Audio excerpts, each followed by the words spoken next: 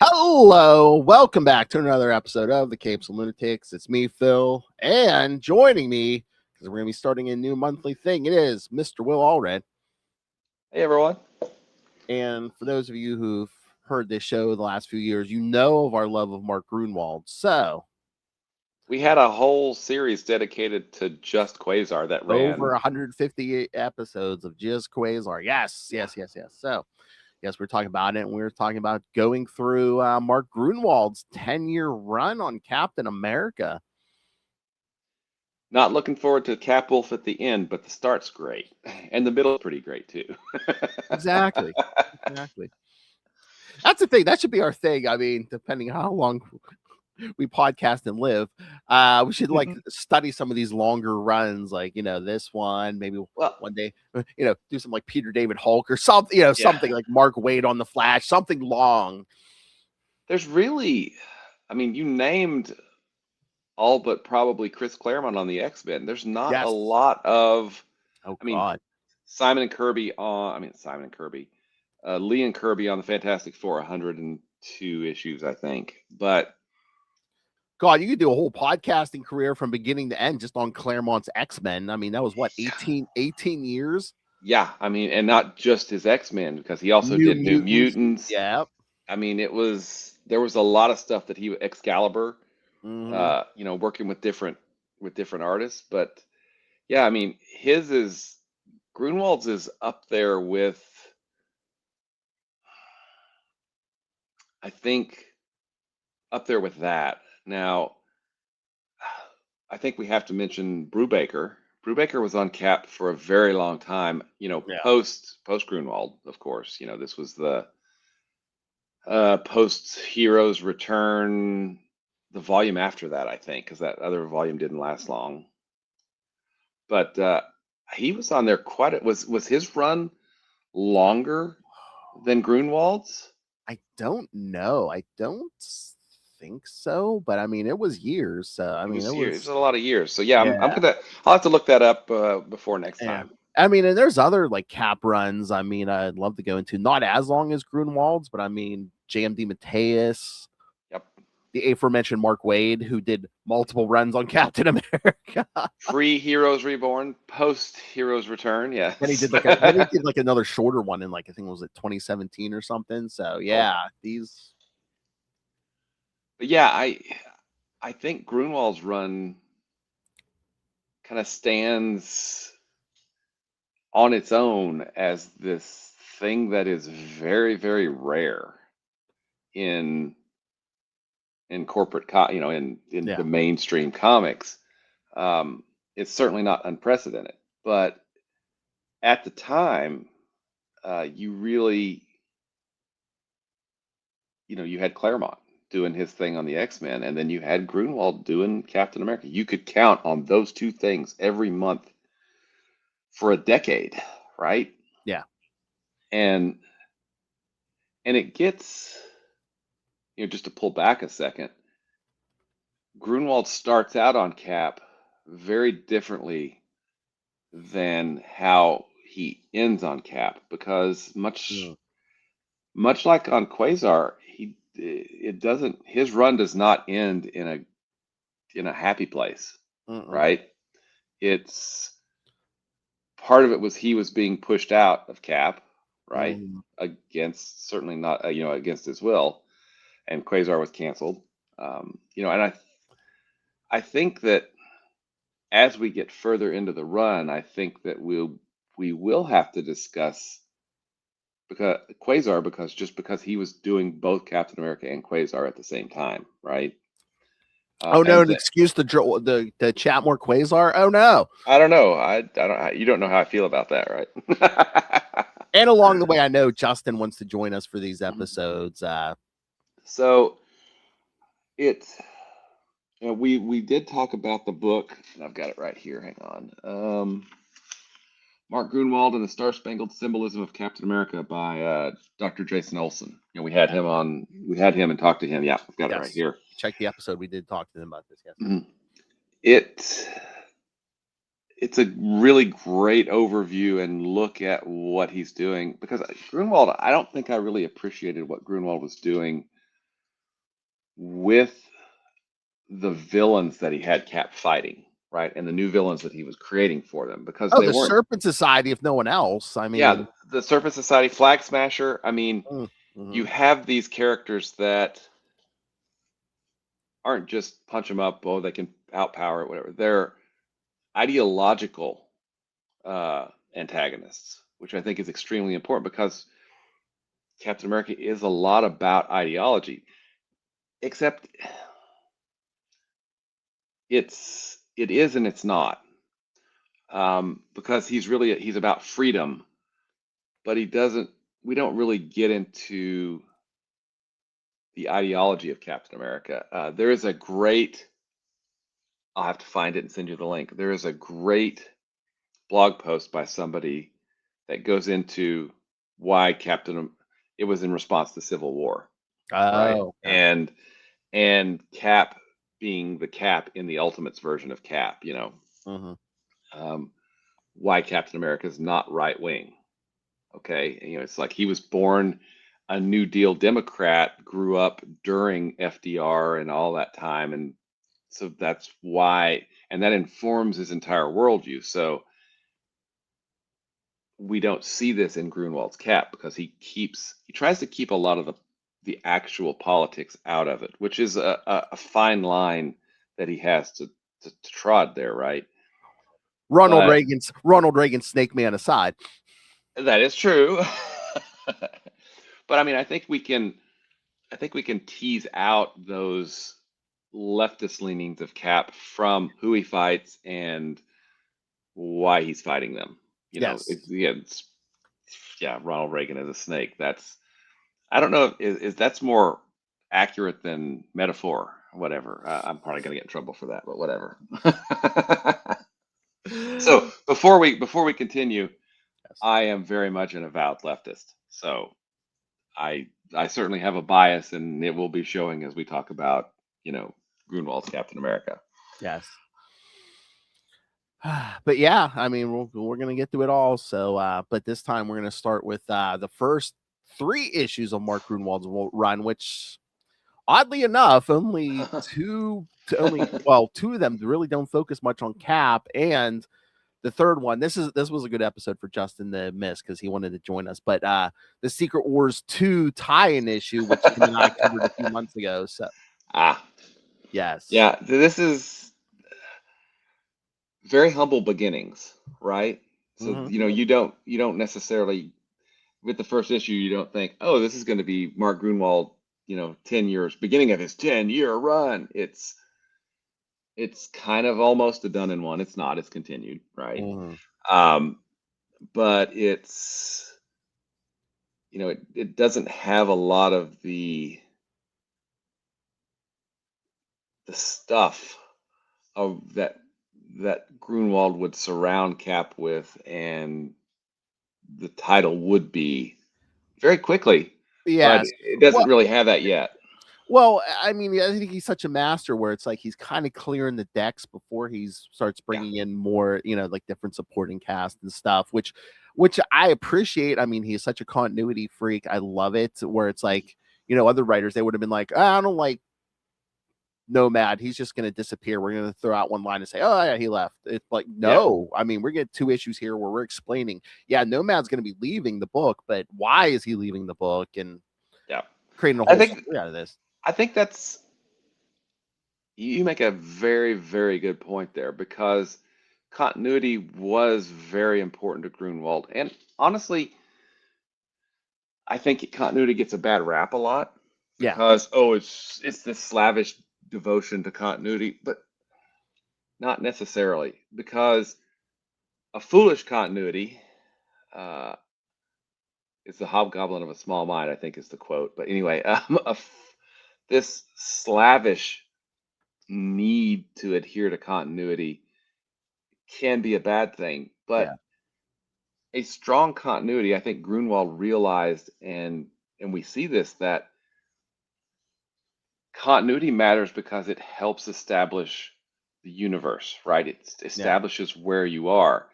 If you have cracks in that continuity, then it's harder to get that willing suspension of disbelief, because Superman is green now, but he's not, whatever the thing is. Found a lot of Triangle era Superman, as well as electric blue Superman when I was going through the comics in the garage. So. But anyway, continuity as a tool, I think Gruenwald would very much fall on the side of, yes, it's a tool that can make for a more rewarding reading experience. Yes, and again, I mean, it's like, you pick up a Cap book and all of a sudden it's going to be like, oh, hey, where'd half the people I was reading about go? Because again, Nomad's leaving this episode. Eventually, Bernie's going to be out. He gives us reasons for that, and we get a great romance between spoilers for a comic that's 25 years old at this point, 30 years old, no, 30, over 30 years old. These first ones are in the 40, 80s, so we're closer to 40,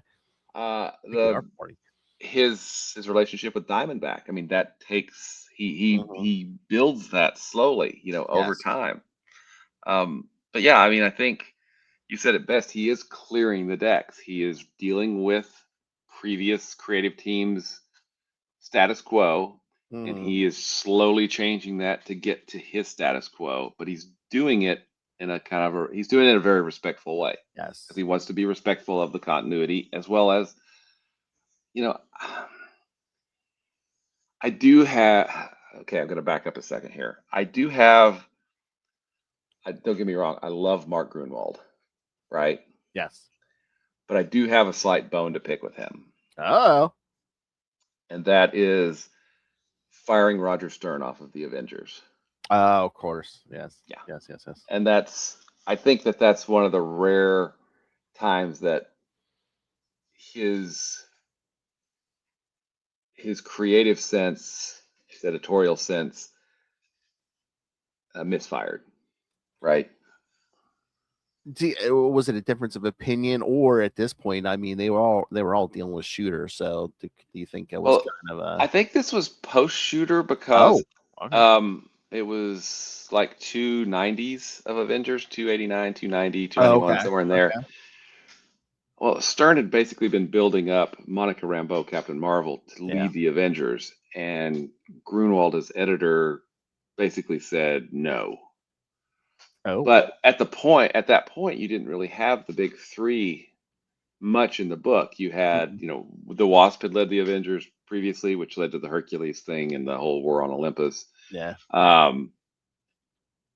But he had been kind of grooming, in a good way, I don't mean that in a bad way, he'd been grooming that character to become, the leader of the Avengers. And then I think that was like a red line, that when Gruenwald said no, then Stern was like, no. So he was, my understanding again, was fired from the book. Okay. So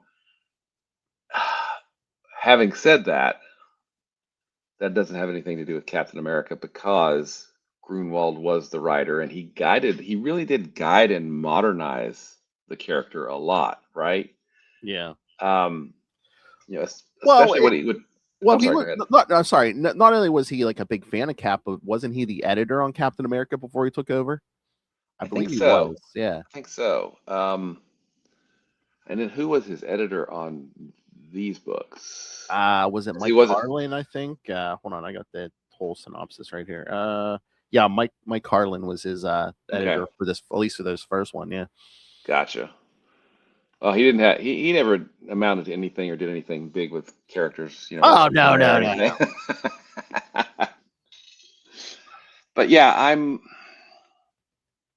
I think that you really put it best. Is that he is clearing the deck, and he's doing it in a respectful way with each of these three issues, right? He's Yes, wrapping things up yes. so that we're getting some closure, At least with for Nomad. Yeah, yeah. for previous, readers, anybody Mm, that's reading the comic, he's okay, this makes sense. They're moving to different, putting those characters in different positions because mhm. he wanted Cap at a point where he could start doing. And I would be curious. I wish we could interview him. It would be so You know awesome. what? You know what? If I had one wish to interview Mhm. anyone dead or alive, it would be Mark Gruenwald. I mean, it would be Mark Gruenwald over Stan Lee. That's Yeah, how. Yeah. yeah. Because I, I would be curious to ask him if there were any inklings at the beginning of how long he expected to be on the book, right? Hmm. I really doubt it because comics were what they were in the mid '80s, Oh, right? I This don't. is, Yeah, I don't think he knew the 10-year run was coming. yeah. I mean, if he had his way, I'm sure he wanted it and or more. But yeah. But he was, I would, and this is completely supposition on my part. I would say that after he clears the deck, I think he probably is immediately starting to build to 350, right? Oh, okay. Yeah. Because we will see, Yeah. and you can say, Will, you're a dummy, you're wrong because I don't see it here, but I feel like I would he's, say at least from the first appearance of the Super Patriot, at least yeah. Hmm. building towards that. Yeah. So I think he was thinking longer term when Oh he yeah. started. Um, Now, I think we can kind of look at the way, you know, 350 is a nice break. He's been on the book probably what, about 3 years at that point, 307 to 350. So I mean, yeah. I mean, well, 43 issues. So about, yeah, a little over 3 years. between three, yeah, three, yeah, Yeah. over. And then I think after that, and I don't get the same, there's not as much, I don't feel like there's as much cohesion Mm, to say from 351 up to 400. But I think there's kind of a plan. There's lots of mini arcs there, and yeah. he's doing double duty. In the summers, they're doing bi-weekly, Yes, right? yes, yes, yes. That's what I was gonna say. The business is changing a little bit. Plus, Yeah, now his attention's on Quasar also. So, yeah. And with 400, we kind of get that wrap up to Operation Galactic Storm, which was a big deal, at the mhm. time. And then we start getting into kind of the denouement of the run, right? Where it's going to be ending because it ends in four. What was the last? Do you remember what the last issue is of his What, run? Mark? 440 something. 443, I believe. Okay. Yeah. And I think the last bit seems a lot more chaotic. It doesn't hold as well together. But Hmm. we're going to go back through it because this is just my memory here, and my Yes. memory is I'm old, so you know. Yes. Yes. Yes. Yeah. So we're gonna go from 85 to 95. So yeah. So I think that his first, let's just call it the first 50 issues up to 350, right? His Yeah. first 40 issues, Yeah. I think, really have a cohesion that you don't necessarily get Yeah. in that first his first third, right? You don't get that cohesion with the second or final third of his run. Well, And I mean, we talked about that on the Quantum Zone. I mean, look at the Quasar. I mean, the first yeah, 25 issues, it seems like, yeah, there's a oh, roadmap, that's there's a plan. yeah. It's Hmm. boom.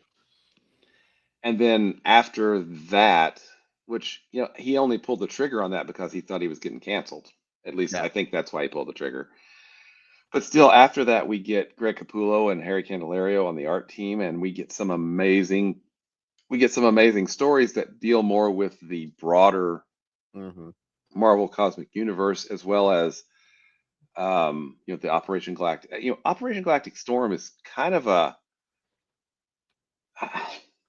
well, wasn't that supposed to be more of a Quasar centric story, and then they kind of rolled it out to the whole Avengers line? It became an Avengers crossover instead of just a Quasar crossover, but it deeply affected the Cap book. I mean, it really, really did, because you had the end of the Operation Galactic Storm. Yeah, you had that fragmentation of the Avengers, which he kind of deals with in 401. It's like because the Avengers were really kind of his. Or at least I think that's what Gruenwald was trying to put out. He is the heart and soul of the Avengers, which is funny because he wasn't there in the first issue, right? Number 4. So I think I'm really looking forward to kind of reevaluating my opinions of how well each of them holds together, because there's a lot of story arcs that are labeled like Superior Stratagem, the Streets of Poison. What's the one where the Bloodstone Hunt? Yes. I mean, and those happen, I think typically those happen during the summers when he's got, the double shipping. Because a lot of the Marvel books, they were doing that bi-weekly thing in the summers. So I don't know, that maybe it actually holds together even better. It's just I remember the first third being stronger, I think, than the later stuff. But I could be completely wrong, because it's been, decades. And again, too, it's like, we're going from 85 to 95. I mean, the business changed so much in those 10 years. Well, and the country changed too. I mean, we're talking, Operation Galactic Storm is obviously, of the Gulf War, right? So that was in 90. And then 5 years later, still dealing with the fallout of that, as well as what was going on in the country with just general politics and everything. Oh yeah. And then you're absolutely right. What was going on in the industry, because it wasn't. I'm trying to think. Image Comics was founded before his run on Cap ended, I believe, right? Yeah, I think Image was 92. Yeah. So I mean, that was a nuclear bomb in the industry. Oh yeah. That's what I'm saying. The industry changed so much, because again, I think towards the end of his run, he's was again, even that epilogue, the Galactic Storm, that's Gruenwald reacting to, oh hey, the trend in comics is getting more violent, darker and violent. And that stuff's selling well. And I mean, Punisher had 3 books. Wolverine had whatever he had. Wolverine had his own solo. He was in the X-Men books, and he guest Marvel Comics Presents. He had usually had a feature. Yeah. Oh yeah, I mean, that was a huge thing. It's like when they started Marvel Comics Presents, they were like, okay, every issue we want at least one mutant story, and then it transformed over time to we need one Wolverine story. Yep, absolutely. So yeah, it was. You're right. Everything's changed pretty drastically, and Cap wasn't the way Gruenwald constructed the book. It really wasn't going to be able to take advantage of those trends. No, right. No. It just wasn't. Well, I think. Well, again, I think that's the whole point of the Captain storyline. That was his. Yeah. And now, let's see, 80. He was also doing Squadron Supreme. Yes. In 85, 86. Oh yeah, we'll talk some of that. Yeah. Which is, don't they have isn't there a crossover in Cap with Squadron Supreme? Issue 314. So yeah, 314. Okay. We'll be there in a few months here. Yeah. So I mean, actually, again, I was going through the comics, going through all of them. Mike, my son, pulled out the Squadron Supreme trade paperback, and I said, "Oh, hey, you're holding some of Mark Gruenwald." I was gonna say you got the one with the ashes. I have The one one, with but the ashes, yeah. it's not an ash one. Oh, He's like, what? I'm like, here's the story, blah blah that's blah. how much this But man loved comics. Yes, he had his yes, when he he had died, he was cremated, had his ashes mixed into what the ink they used to the print the ink. Yep, paperback. exactly. Yeah. So, you know, as Squadron Supreme is not Watchmen, but it's not trying to be Watchmen, No. and Watchmen is not Squadron Supreme. They're very different approaches to a similar, somewhat similar ideas, right?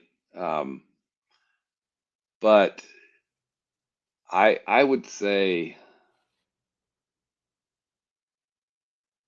and again, this is just me taking a guess, that Grunwald is probably most proud of his run on Captain America over even Quasar or Squadron Supreme. Oh, I would think. yeah. But what do you think? Is that I mean, I think he was very proud of the Caps. I think his big, well, of course, the big three are going to be Cap, Squadron Supreme, and Quasar. I think Cap and Quasar are kind of different because Cap had so much history. He yeah? kind of made Quasar his own because Quasar was Quasar kind of, well, was it's his been out of comics for yeah. a few years. So Quasar really was his baby. I think he this is didn't the create one the that character, but he kind yeah. of made it his He own. kind But of he created essentially he created what we know about the character, right? He yes. not the first appearance, but yeah. But Cap is that this is my special baby. This is the thing that I've put so much of Yeah. myself and my worldview and everything over the course of this is a decade of my life, right? Mhm. So obviously my favorite is Quasar. I make no bones about that. That's a good choice. That's a good choice. But again, his Captain America really is something special, right? I don't think you would have gotten everything you got after the fact. I mean, all the Wades, the Brewbakers, and all that. It wouldn't have taken the form it did if Mark Gruenwald hadn't done this 10-year run. I think you're probably right. Yeah, I think you're right. He contributed so much to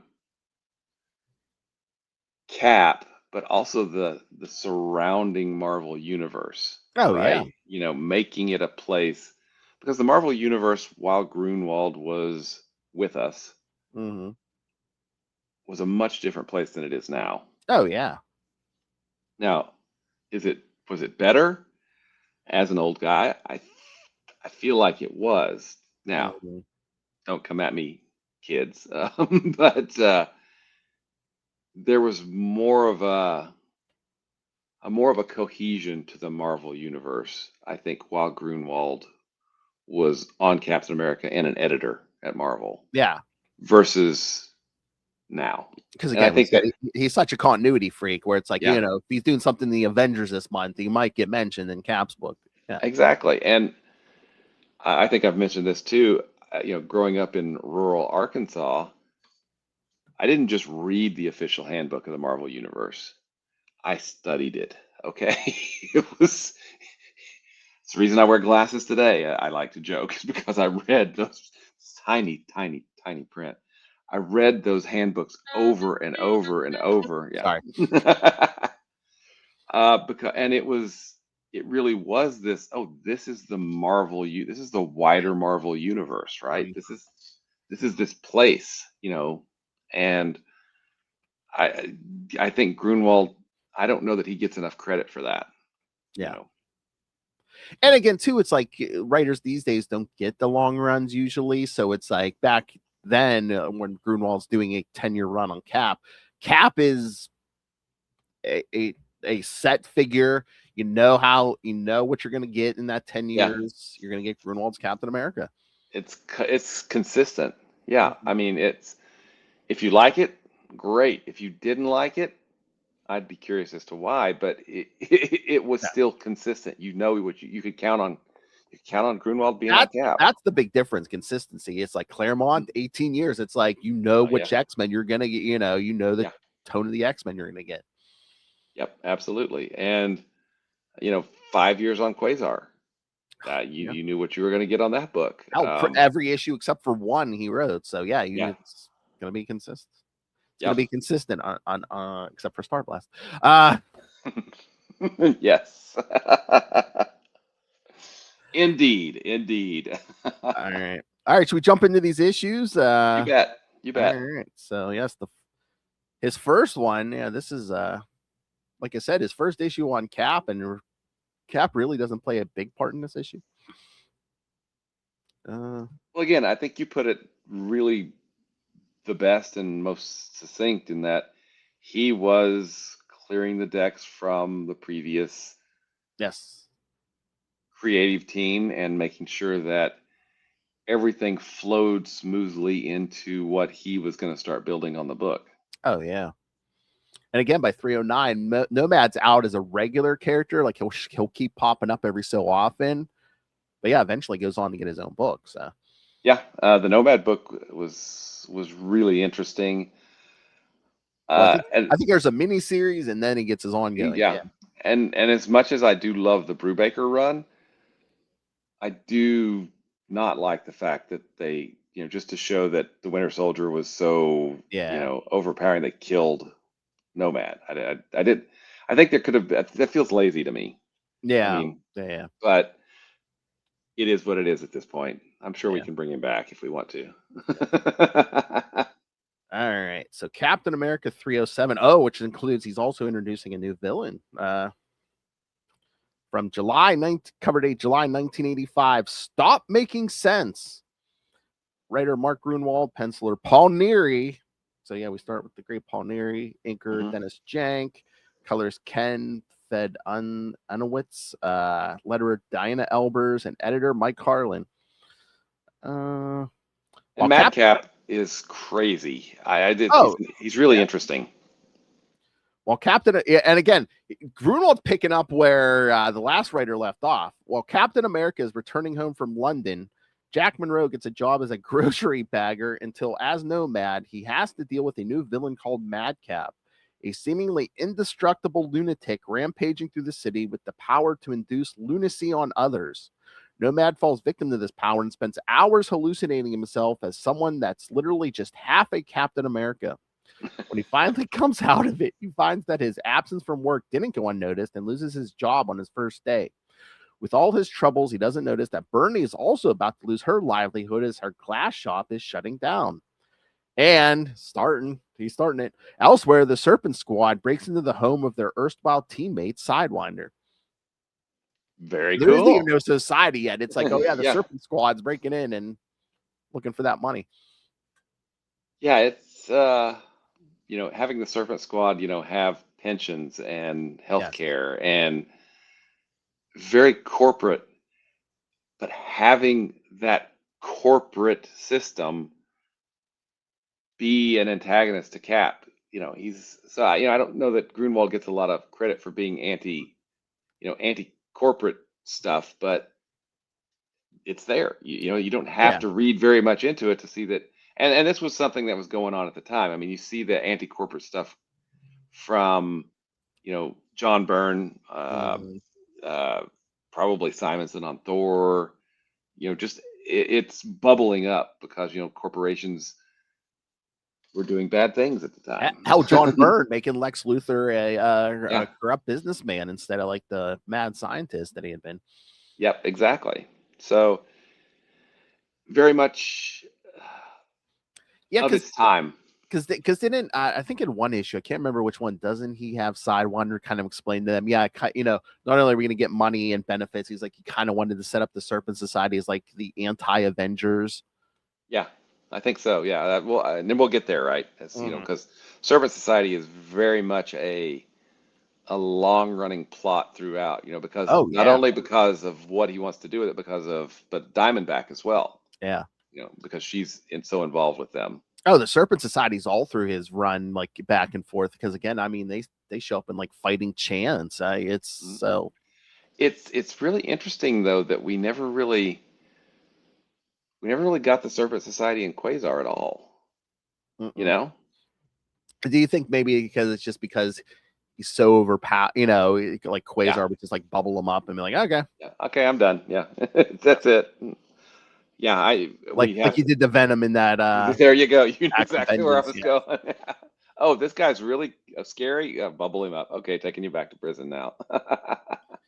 I think that was just because Venom was the hot new thing where it's like, yeah, let's throw Yeah. Venom in on the first page. Yeah. Yeah, that's like the third appearance of Venom, I think, too. It's really kind of crazy. Yeah, wrap them up in like a page and a half. Sparkly quantum tentacles. That's an old one. That's where that drop came from. Yep. So yeah, and then we again first time out of the gate, not a lot of Cap, but Gruenwald throws his first new original villain out there, Madcap. Mm-hmm. And he's I don't know that there's as much.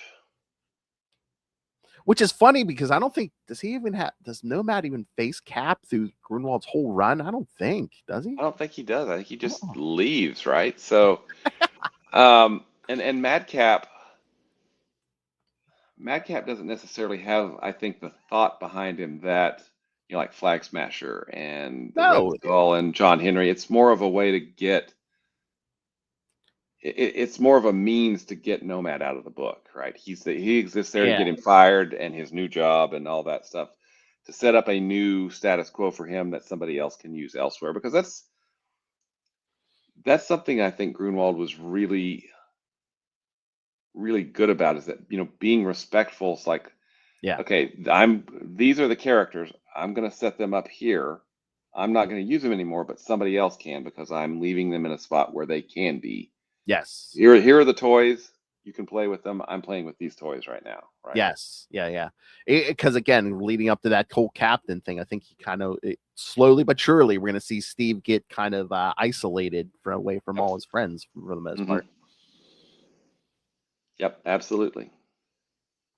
All right. So yeah, Madcap is just, we'll get into the origin in 309, but he's basically just, his whole thing is there is no point to anything. Yeah. Very much a nihilist. Yes. Oh my God, that would be quite the team up, him and Viper. Yeah. Surprised Gruenwald didn't try that. Who's the Turner D Century? Sorry, I had to bring up Turner D Century. Oh my God, yes.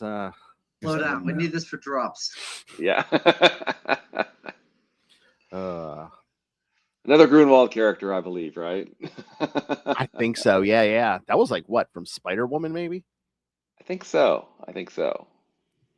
Yeah, that was all right, are we ready for the next issue? The nerdery is deep. Yes. You bet. All right. So the next one, yes, we had this little crossover going on at the time called Secret Wars 2. Wait, there's 2 Secret Wars? Oh, there's more than 2 at this point. Yeah.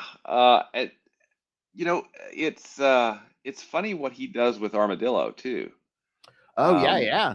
He's not a one-off villain. He gives him, some humanity, and which I think is really great. But this is also Armadillo's first appearance, so. Yeah. Because he would show up a few other times throughout the run, wouldn't he? I think so. Yeah. But again, the Secret Wars 2 time. But yeah, Gruenwald's still doing his thing, creating another new villain, bringing back someone, I think, from the Spider-Woman, his Spider-Woman run, Carl Malice, the who will make some appearances through Gruenwald's run here. Yeah. Okay. Cool. Well, yeah, it's he's the one working with the Power Broker later on. So. Oh yeah, which gets into the Thing, because the Thing's dealing with the Unlimited Wrestling Federation, the UCW. Yeah. Oh yeah, we'll get D-Man later on here. Which D-Man, but that's where we get John Walker. John Walker. Yep. Johnny Walker. All right. So Captain America 308. Yes, I'll have some insight into some of the secret, because Justin and I have been covering the Secret Wars. We're not done yet, but we've covered some of the Secret Wars 2 stuff. So. Because I want to eat this glass and then heal myself. Jim Shooter. Jim Shooter. The Beyonder. Yes. I know. Captain America 308, August 1985. The body in question. Oh, can I before you jump into that? Can I interrupt for one moment? Yeah, sure. Secret Wars, right here, and then there's Secret Wars 2. Yes. Yes. So it's like not awesome. It's like that Spaceballs joke, Secret Wars 2, the search for more money. Yes, exactly. Oh, it's so bad. It's so just bad. some of the decisions that like Shooter had the Beyonder making, like he was obsessed with Dazzler and yeah. So me and Justin are basically most months we're just like, it's basically the Beyonder trying to hump his way through the Marvel universe, including death.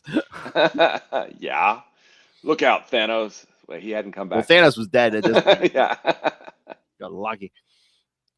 All right, Captain America leaps over the perimeter wall of the West Coast Avengers compound as he fights his way through various traps that have been set up. He tries to figure out what day it is after being through so many travels and time zones between his arrival in London, his battle with Modred the Mystic, and his fight with the Beyonder in L.A., which was Secret Wars 2 #1 with the X-Men. But it's so funny. Gruenwald's on his second issue. Cap hasn't been home yet since Gruenwald has picked up the book. That's right. Well, and there you go. You get him placing this in a continuity. This issue takes place after this one, but so he's setting it, letting you know exactly where Cap is, and because we saw him on the plane last issue. Now he's like, I was on the plane flying back to New York, but then I got a telepathic summons from Professor X saying, hey, basically Professor X was calling for help, and so Cap had them fly to LA. I'm just like, I know it's the 85, but I'm like, there's no way to call Avengers Mansion and be like, hey, have the guys meet me in Los Angeles. Well, but that's something that Cap would actually, you see this a lot in Captain America, but also the Avengers, Yes. Post Stern, you see him, getting an Avengers support staff and standardizing some procedures and things like that, so that he could say, hey, I need a Quinjet now. Communicard. Yeah, with Quasar going, hey, call me if you need me, and showing up. So I mean, it's something that Gruenwald sees as a problem, and then he comes up with a way to creatively solve the problem, which is cool. Yeah, it's kind of we're the world's preeminent super team. We might want to be able to contact each other. Yeah, how about that? As he maneuvers his way through, he is unknowingly watched by the Beyonder. He manages to get through the compound security system and is almost tripped up by a surprise attack by Hawkeye and his wife Mockingbird. With the exercise, I think 2 other Gruenwald favorites, because he did write that miniseries. Yep, the Hawkeye miniseries. With the exercise over, the 3 Avengers are happy to see each other, and Cap expresses how impressed he is with security. After a tour of the compound, Cap asks if he can borrow one of the Quinjets to fly back to New York. Hawkeye is glad to loan him one, and he and Mockingbird head off for a party, leaving Cap alone on the compound, which again was weird because I guess story-wise, but I'm just like, isn't someone always supposed to be on monitor duty or something? The West Coast was a little more lax, I guess. I mean, I know at some point they had their own support staff, which one of them could watch it, but this was probably, this was probably. Well, this is the beginning of the run of West Coast Avengers. So it was it probably after the 4-issue limited series, but maybe before the first issue of the ongoing? Maybe, yeah. I don't know. Or maybe after the first issue of the ongoing? We might be, I don't know, the miniseries might be coming here because Rhodey was Iron Man in the miniseries, then Tony was... And this is Secret Wars... Oh, God, I'm trying to remember. Oh, I know Rhodey was Iron Man in the original Secret War. This is it's kind of weird here. We're kind of getting to the time where Tony's about to come back in Iron Man 200. So that makes sense. Yeah. So so this might be right before the ongoing. Before Cap can get into a jet and fly home, the alarm on the compound sounds. When he goes to see who is intruding on Avengers property, he is shocked to see a large humanoid armadillo. The creature introduces himself as Armadillo and tells him that he has come for something, but nothing will stand in his way. Cap battles the creature and easily gets the advantage due to the fact that while super strong, Armadillo is not very fast or agile. Eventually tricking the creature into a pit, Captain America realizes that the Armadillo is not really much of a threat or particularly bright. He asks the Armadillo why he's come to the compound. The creature explains that he has come to save the life of his wife, Bonita. He explains that some months ago his wife collapsed of a mysterious illness. Taking her to various doctors and draining his income, nobody was able to help her. Not willing to give up, he decided to seek out doctors who had questionable practices and would come to Dr. Carl Malice, who believed that he could save his wife. Malice would agree to save his wife on the condition that he would collect the villain known as Goliath. As part of this plan, Malice mutated him into a humanoid armadillo for the task. Captain America, remembering that Goliath is being held prisoner on the compound since his last battle, agrees to take Armadillo to where they are holding him, figuring that the creature will not be able to carry the giant-sized Goliath out of the compound. When they arrive there, the Armadillo reveals that he had a vial of shrinking compound. However, when he pulls it out, he finds that it had been smashed during the fight. Captain America suggests they go back to Dr. Malice and get some more. However, this is a trick that Cap is playing on the dim-witted Armadillo so that he can follow the villain to Malice's hideout. While back in New York, Cap's girlfriend, Bernie Rosenthal, enters his apartment and finds that Steve is still not home. Wondering if Steve's roommate Jack has seen him, she checks to find that Jack is gone and wonders if he left without telling anyone, recalling how his job hunt was not going very well and that he was mad about something when she last saw him. Back in LA, Cap tracks the Armadillo to the Eagle warehouse where he reports to Malice. Malice is angered by the Armadillo's failure and even more upset when he finds that Captain America has followed his minion back to his hideout. Cap attempts to coerce Armadillo into killing Captain America by threatening to kill his beloved Bonita. However, Cap tosses his shield so fast that it strikes Malice's arm holding the switch, breaking it. Before the Armadillo can attack, Cap warns him that a battle could damage important machinery, keeping his wife alive. He then orders the Armadillo to wait while he collects the authorities. As Cap leaves, Malice is happier to have to deal with the real authorities than Captain America. As Cap walks to a payphone to call the police, the Beyonder, having watched the entire display, is impressed by Captain America's show of physical prowess. Scanning Captain America's body, here we go.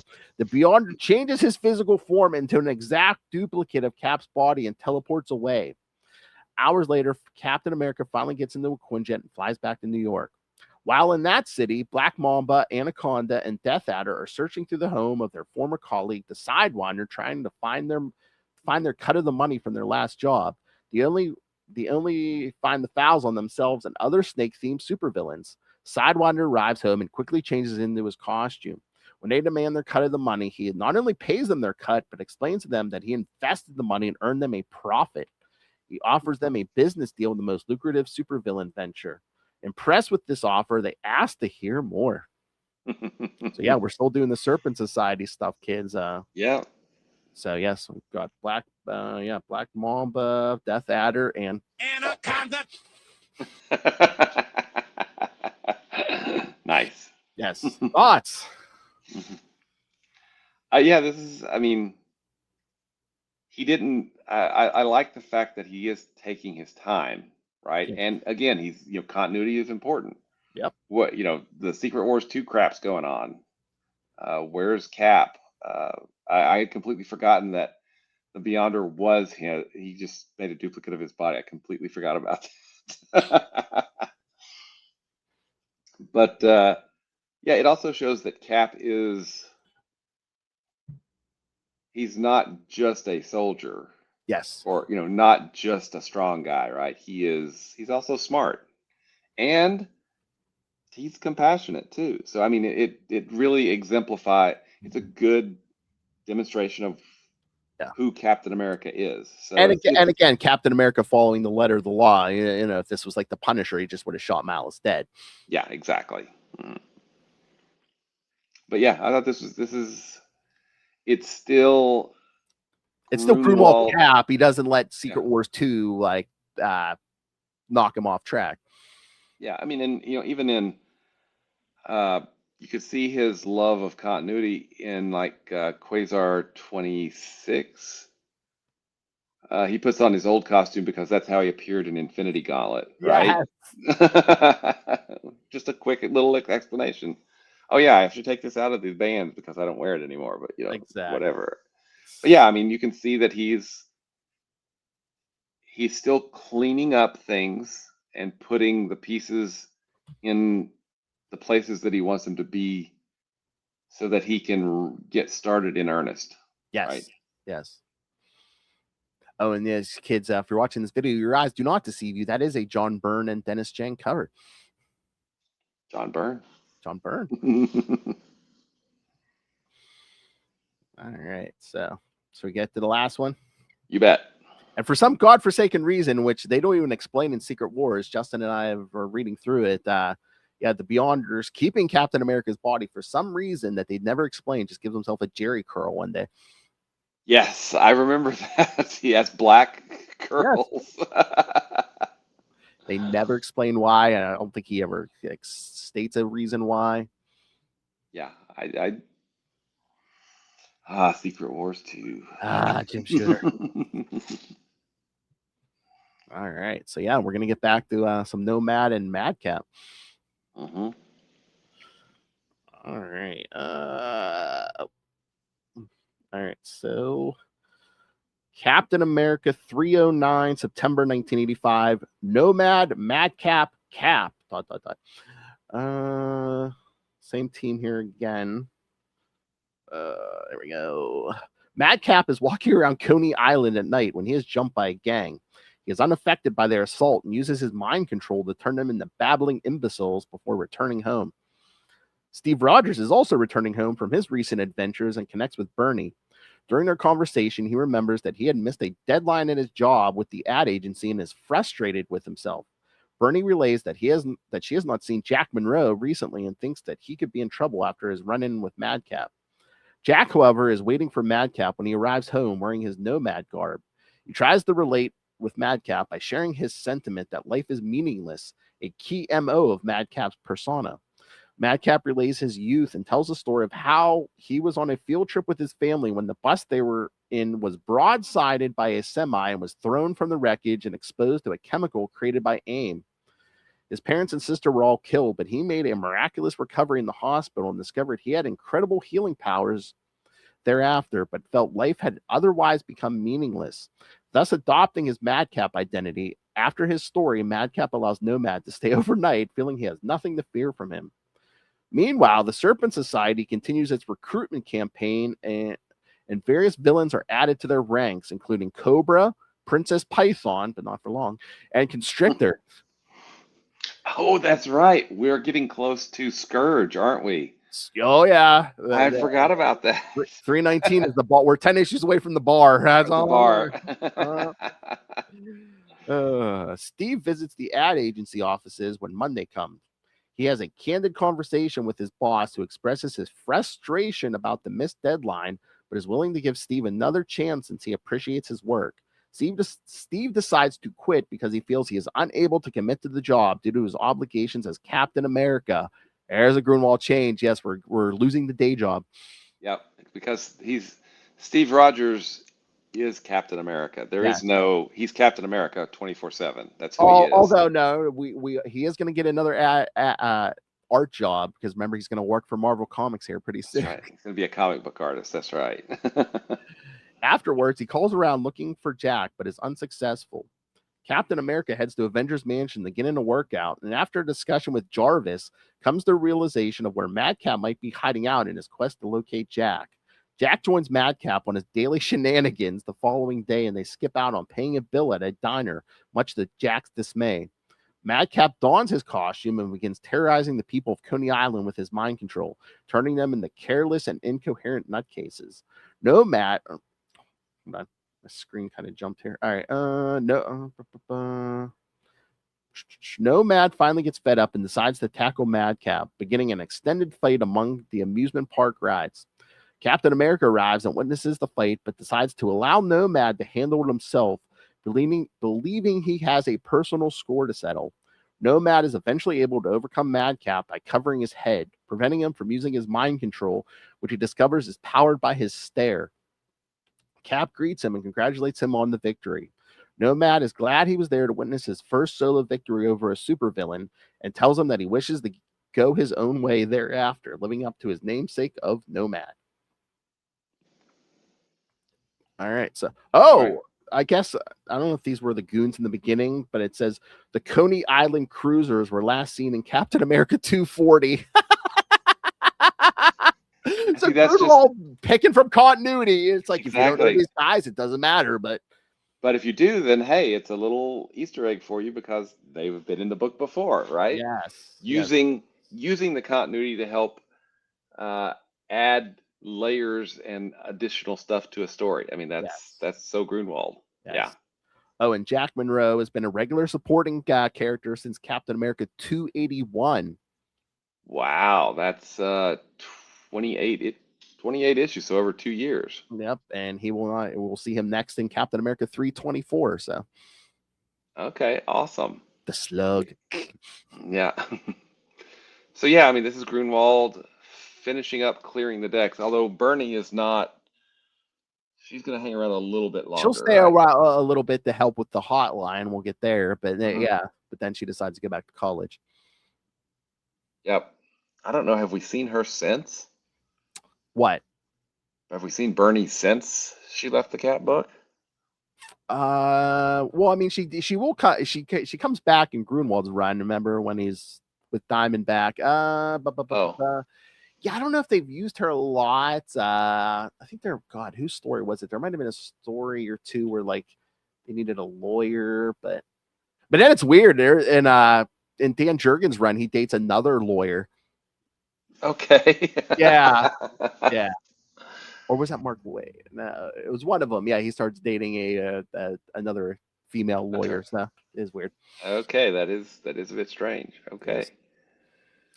But yeah, I mean, again, he's cleared the decks of Nomad here. Yep. So that's something he doesn't have to worry about. He's gotten rid of the job. Cap doesn't have a sidekick. Yeah. Yep. Job. And it's just going to be him doing what he needs to do. Yes. So yeah. Like I said, temporarily he'll pick up a job that he can do. You know, he doesn't have to clock into a 9 to 5 every day or whatever. Mm-hmm. Yep. Gotcha. Can do on the road. So yeah, this is an interesting, I think, really smart way to start. Yes, and kids, all of this for 65 cents a piece on these issues. Yeah, you remember that, man? I do too. I said I'd love to roll into a store where the prices are like this, but with the 2026 money, be like, give me one of everything. That's right. Roll in with my adult money. Yes. Unfortunately, inflation has grown with us, Will. Yes, it has. Yes, it has. So yeah, this was a good start, and I think a smart start for Gruenwald. Oh yeah. Next time we're going to cover 310 through 313, so we'll kind of start to get the beginnings of this Serpent Society. I believe we get the fight with the Mad Thinker's awesome android. That's right. And I believe we get the first appearance of Flag Smasher too. So nice, very nice. 4 issues. Stuff's happening. Yep, already stuff is starting to happen. So yeah, this is good. Gruenwald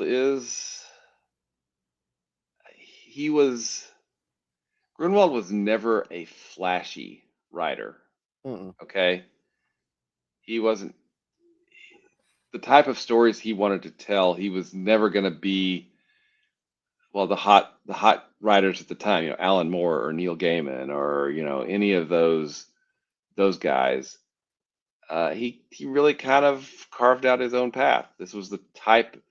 He was very concerned with craft, and yes, I think you can see.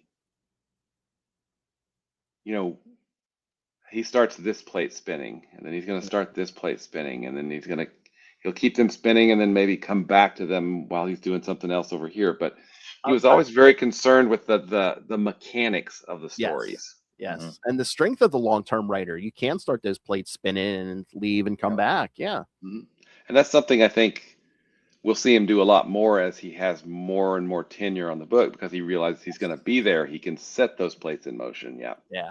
Is he packing so much stuff into these issues because he's like, I don't know how long I'm going to be here, but then Yeah. I'm going to be here. Yeah. And now we can settle down and do what we need to do. Because I'm trying to think. I don't know if a ton of people are beating down the door to write Cap at this point, are they? I don't think so. I think it was probably lower on the sales side. I mean, we can do some research and see, but yeah, I mean, Marvel's had such a long history of people coming in and making a character their own and popular. I mean, you see Frank Miller on Daredevil, you see Walter Simonson on Thor, you see John Byrne doing it on the Fantastic Four. I mean, those are the big three right there, right? You see Chris Claremont coming on, a book that was in reprints until Giant Size X-Men #1, and then taking it over and turning it into everything that the X-Men became, right? Yep. I mean, I'll go on record. I mean, there's such great Cap runs, like, J.M.D. Mateus, Mark Waid and stuff, but I think Mark Gruenwald's run is for Cap what Walt Simonson was for Thor, and everyone else you mentioned, Frank Miller on Daredevil. Yeah. The only thing that I think hinders Gruenwald's run a bit is that he doesn't have a really consistent artist, for a lot of time on it, because it's changed up a lot. And I get it. It's at the time. 10 years is going to change up. Yeah, but I mean, you have Claremont and Byrne, Claremont and Paul Smith, Claremont and John Romita Jr. You have you have year or two runs with artists, and I don't remember if Gruenwald ever really got a long-term artist, like a year's worth out of an artist or 2 years, or if it was continually changing. Well, I guess we'll see. As we move through it. I was trying to remember, how long was Ron Lim there? Ron Lim was there for a little bit, wasn't he? He was there for a little bit, yeah, and I love Ron Lim. Ron, yes, I know Jack Kirby created the Silver Surfer, and I know John Buscema drew it, but Ron Lim Silver Surfer is the Silver Surfer. Sorry. Oh, especially not the Silver Surfer. Oh yeah, I mean, yeah, Ron Lim. Sorry, not sorry. You talk 90s Silver Surfer. I mean, the image of Ron Lim's Silver Surfer pops up in your head. Yeah. Well, when I just think of the Silver Surfer, I think of Ron Lim drawing the Silver Surfer. That's what the Silver Surfer is supposed to look like. Absolutely. Well, I mean, not artistically, not visually, but when I think of Captain America, the first thing that pops in my head is Mark Gruenwald, Captain America. Yeah.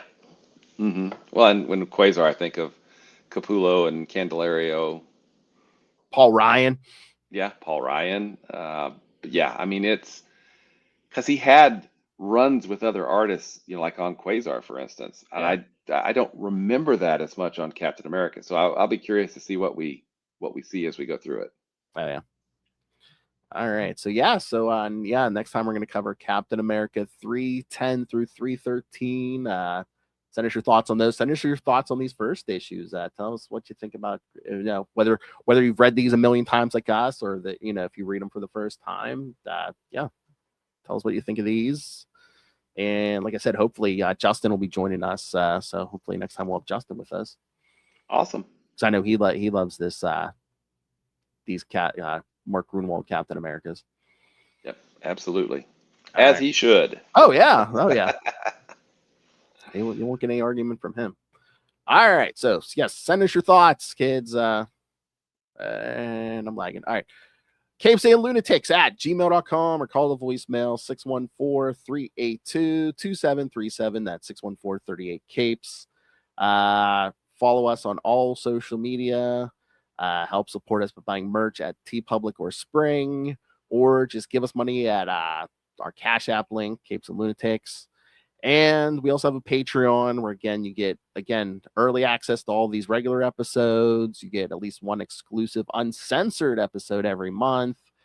And when you subscribe, you can tell us, you can suggest topics for discussion. So, like I say, it's the best, safe, legal way to tell Little Hellfire what to do. Shut up, Phil. All right. So go run and go subscribe at patreon.com/CapesandLunatics. Because it's There's your Justin for you. All right. And this Will Allred, not only does he read comics, not only does he discuss comics, but this gentleman actually creates comics. I try.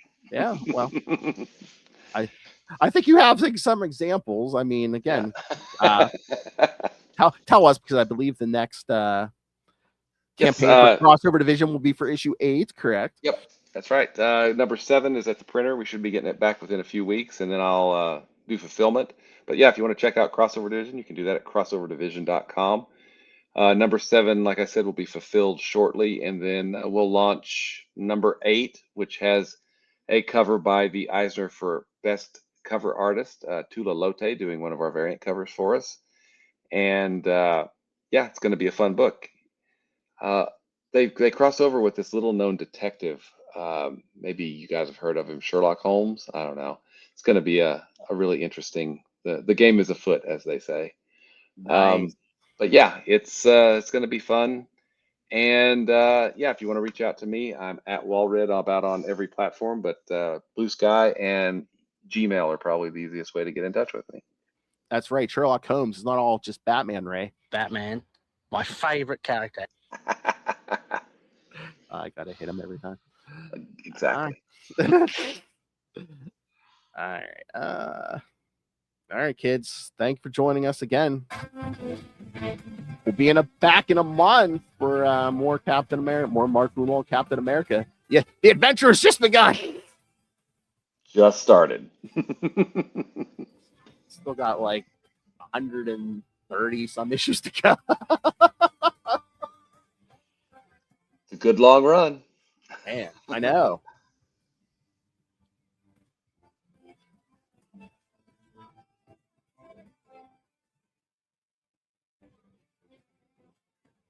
All right, keep it mad, kids.